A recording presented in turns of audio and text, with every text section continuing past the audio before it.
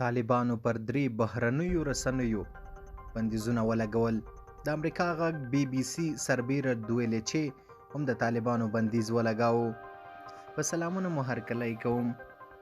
په افغانستان کې پر رسنیو د محدودیتونو دوام خو دا ښایي تر ټولو سخت وبلل شي. د امریکا غږ بي بي سي وروسته طالبانو د دویلې چې المان غږ په ټلویزیوني خپرونو هم په افغانستان کې بندیز لګولی. دا خبره د دویلې چې پښتو څانګې نن دوشنبه پر خپله ویبپاڼه کړې ده.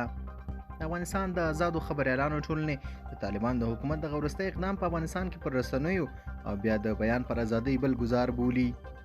د افغانستان د بېلابېلو ولایتونو یو شمېر اوسېدونکو هم د طالبانو دغه پرېکړه خفه کړې دي. دوی وایي چې په افغانستان کې طالبانو له لوري د نړیوالو رسنیو د بندیز پرېکړې سخت ناهیلي کړي دي. د دوی په وینا ور له مخه په دې هېواد کې په کورنیو رسنیو محدودیتونه زیات شوي او همدا نړیوالې رسنۍ وې چې له سانسور پرته حقایق بیانول.